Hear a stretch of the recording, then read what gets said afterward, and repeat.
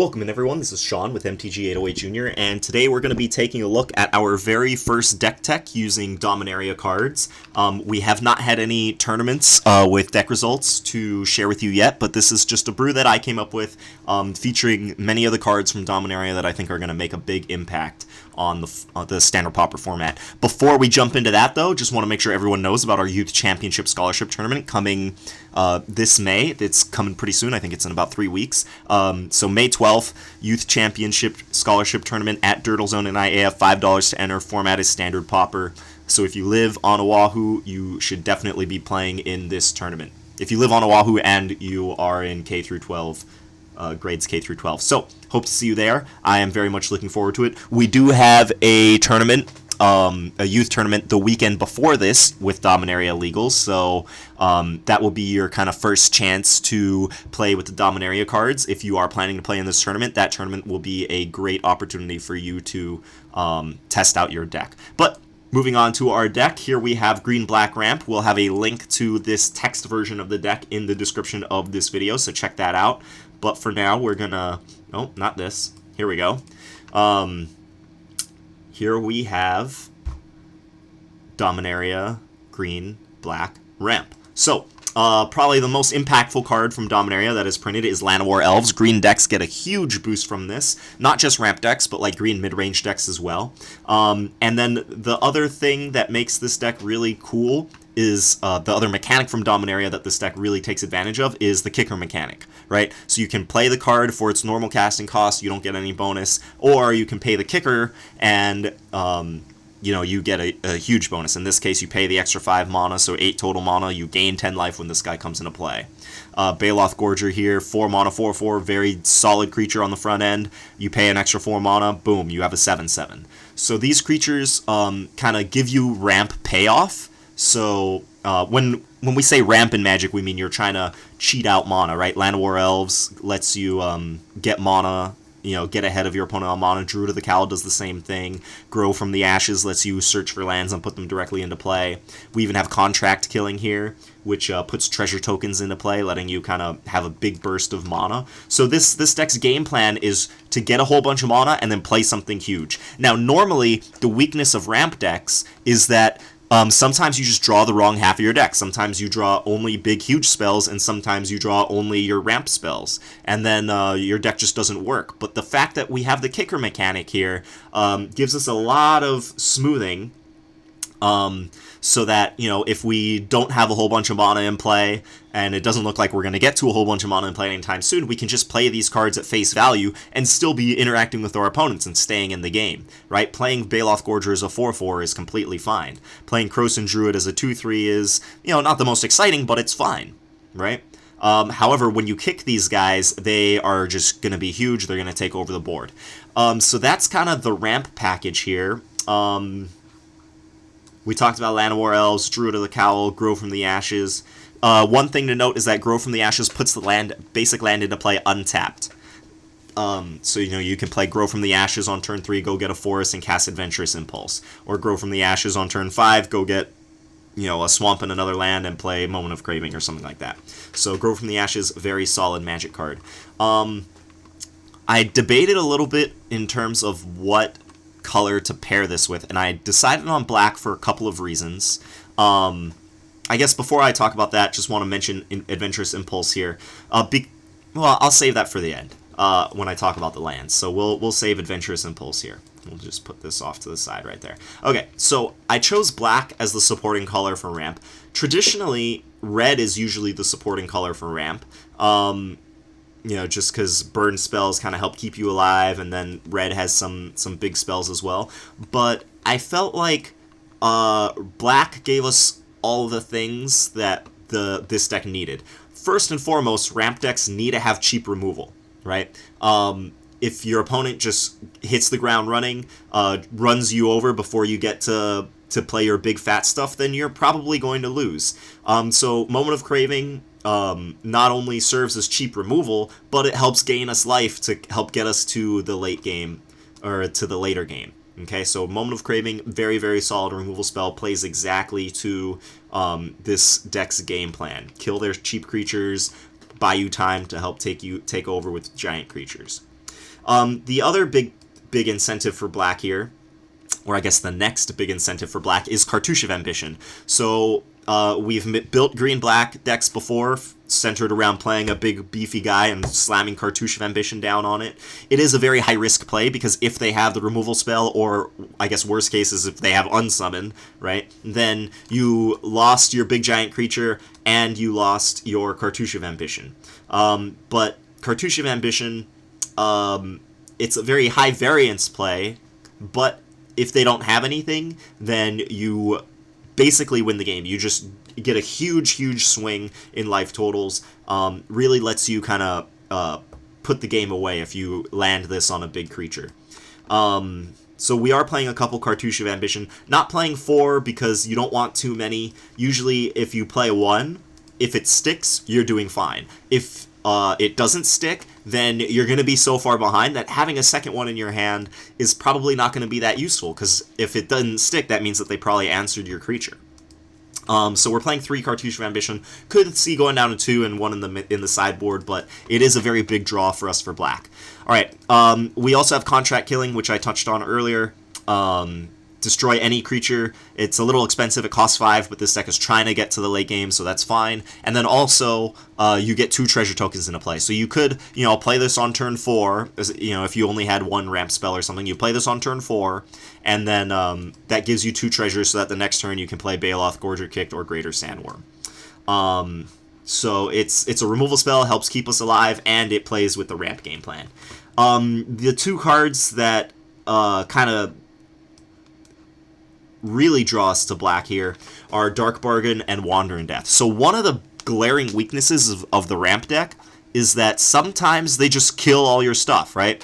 You have very few threats, but those few threats that you have are huge, right? Greater Sandworm, Baloth, Gorger, even Krosan Druid is a pretty high impact spell if you are able to kick it.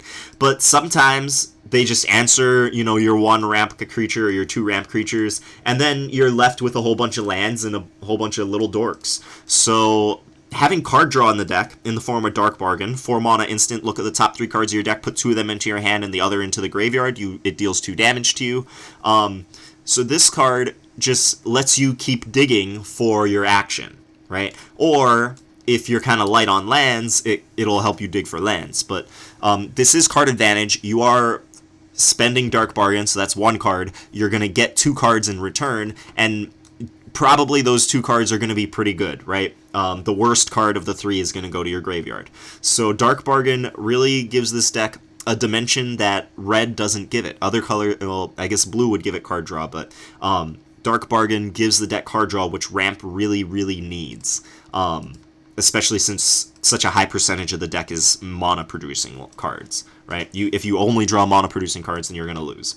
Wander in Death is just a great card. In the late game, it's an amazing card, right? If they answered your Baloth Gorger and your Greater Sandworm, or you had to play a Krosan Druid early and you blocked with it and now it's dead, you draw this card later in the game when you have tons of mana and you play it, and then you can probably, get back 2 creatures and then play 1 of them.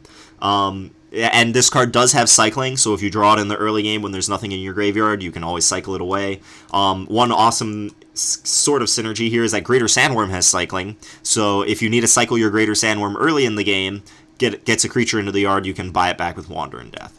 Okay? So Wander in Death, Dark Bargain kind of give the deck a little bit of late game gas. Jeffrey, who's been playing in our tournaments, brought Dinosaur Ramp to one of the tournaments, and then had the misfortune of playing against Blue-Black Control twice. And he was playing, 3 colors, red, white, green, and, Blue-Black Control is just like counter your 6-drop, kill your 6-drop, counter your 6-drop, and he was just really frustrated that it was a really bad matchup. He felt like he couldn't do anything. Having black in the deck is going to address that weakness of the ramp decks. So, if they're trading 1-for-1 with Essence Scatters and Cancels and, straight removal spells, you'll be able to fight back with this card advantage package. Okay, so that's all the cards in the deck, really. I want to talk a little bit about the mana base here, because ramp decks are kind of wonky when it comes to mana. We're only playing 19 lands, but Llanowar Elves is a land, Druid of Cowl of the Druid of the Cowl is essentially a land. Grow from the Ashes is essentially a land. So we have 12 extra mana sources in our deck here on top of the 19. So really, we want to start with 2 or 3 lands in our hand, which is reasonable to expect with 19 lands. Sometimes you'll have to mulligan a 1-lander, but that happens. Ramp is not the most consistent archetype, so you're kind of accepting that when you decide to play a ramp deck. Sometimes you have to mulligan 1-landers, but keeping a 2-lander with Druid of the Cowl, or Llanowar Elves, or a 3-lander with Grow from the Ashes, or even a 2-lander with Grow from the Ashes is a completely reasonable keep for this deck. So that's how we're able to get away with 19 lands. I don't know if Desert of the Glorified is necessary in this deck. I didn't want to play Desert of the Indomitable, the green one, because I want my green sources to come into play untapped so we can cast Llanowar Elves on turn 1, and I guess Adventurous Impulse on turn 1, which I'll get to in a minute. But Desert of the Glorified is in the deck. Just protect against Mana Flood. One of the ways that ramp decks can lose is if you just draw too many mana sources. So having mana sources in your deck that you can just cash in for a new card, it's going to be good. So 19 lands, 12 cards that make mana, and then Adventurous Impulse is sort of a mana, right? 1 green, look at the top 3 cards of your library. You can reveal a creature or land card from among them and put them into your hand. So, if you have a whole bunch of mana and you're digging for a creature, it'll get you closer to that. If you don't have a whole bunch of mana and you need to hit your 2nd or 3rd land drops, then hopefully you'll hit a creature, or a land, or, a mana dork. There are a lot of spells in this deck that Adventurous Impulse doesn't hit, which, we have 3, 4, 5, 6, 7, 8, 9, 10, 11, 12, 13. There's 14 cards in the deck that Adventurous Impulse doesn't hit, but that's about 1 in 4. 1 in 4 cards. 15 would be 1 in 4 of 60. So we have about 3/4. Oh, well, I'm not doing my math correctly. So we have 18 non-hits in the deck because of Adventurous Impulse. You're going to have at least 1 out of the deck because you're casting Adventurous Impulse, which means that, assuming that you haven't drawn any of your other spells, there's 17 spells in your deck. Out of 60, I guess if you cast it on turn 1, out of 53. So, you're not always going to hit on this card, but your odds of hitting at least one thing are greater than 2/3 of the time. Yeah. Not quite 3/4 of the time. In a worst case scenario, you're under 3/4 of the time. But Adventurous Impulse plays exactly to what the deck wants to do, right? Dig for your big stuff, or get you lands to cast your big stuff. So if you like ramp strategies, check this one out. This deck got a lot of tools from Dominaria, so I'm really excited to see if this plays out. We're going to talk just a little bit about the sideboard here for a little bit. We mentioned that this deck is really weak against counterspells, and Duress lines up really nicely against Essence Scatter.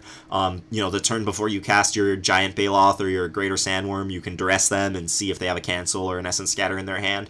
I don't know how many Essence Scatter and Cancel decks there are going to be in the format, but against them you definitely want Duress in your board. Contract Killing, clean removal spell. If you're playing against another deck that's playing huge creatures, Contract Killing is going to be great. Wander in Death, again, against decks with tons of removal spells, Wander in Death is going to be your best friend. Against aggro decks, Fungal Infection is a new tool for this deck.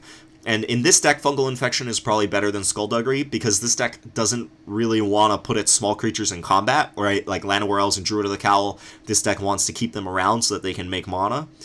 So you don't want to have to rely on having one of your creatures in play to get the bonus from Skullduggery. But Fungal Infection, you don't have to have a creature in play to cast this. If they go turn 1, dude, 1 toughness guy, you can go turn 1, swamp Fungal Infection, kill it, now you have a dude.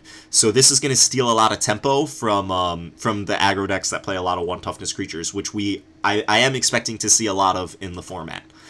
Similarly, Splendid Agony is very good against these decks. You get a little bit of card advantage. You get to shrink or kill 2 of their guys, or shrink 1 guy a lot. So Splendid Agony, a potential 2-for-1 against the aggro decks. All around good card. if you're not as worried about card advantage against those decks and you just care about speed, you can totally cut the 2 Splendid Agonies to play the full 4 Fungal Infections. Stinging Shot, this hits Sky Skiff, it hits anything with a Cartouche of Knowledge on it, it hits Shaper's Apprentice, it hits Aether Swooper, and these are very commonly played cards, so Stinging Shot is a reasonable sideboard card. And then the awesome part of Stinging Shot is that if they don't have one of those cards, you can side it in against decks that have them. If it's clear that they don't have one, you need other cards, you can just cycle it. So cycling is great. The last Krosan Druid is in the board. I don't know if it's necessary, but Krosan Druid just seems powerful. So it's worth playing. We have 1 Naturalize in the board. If you need to kill enchantments, you want to have answers to them, but you would also bring Naturalize in against the equipment decks, I'm pretty sure, and Naturalize hits those, but Druid's Deliverance is slightly better against the equipment decks, and it's slightly better because if they don't draw their equipment, or if killing their Honed Kopesher Inventor's Goggles or Sky Skiff is not going to be impactful enough, you can cycle it to find a more impactful card. Maybe you're digging for a Cartouche or a Greater Sandworm or something. So that's the sideboard. I think this deck has a lot of its bases covered in terms of having a plan for many of the top decks in the format. However, as I said, you're kind of inviting a lot of variance into your game by playing a ramp deck. Awkward draws, playing so few lands but so many expensive spells can be awkward, and then sometimes you'll just Mana Flood because you have 12 spells that act as lands as well as your 19 lands. So the deck can have some awkward draws, but when things come together, you're doing very, very powerful things, and I think that this deck has many, if not all, of its bases covered in terms of having a game plan. Alright, so that is it for today. If you like the content that we make here, or you just want to support Youth Magic here on Oahu, please consider checking out our Patreon page. All the scholarship tournaments that we run, we're hoping to run more than one a year for next school year. So if you want to help support that, if you want to help see Standard Pauper as a format grow, if you want to help see Youth Magic grow, please consider becoming a Patreon. Your support would help us do all of the amazing things, not only for the students, but for the Magic community as a whole. So thank you very much for stopping by. Let us know what you think about the deck, and I will catch you later. Peace.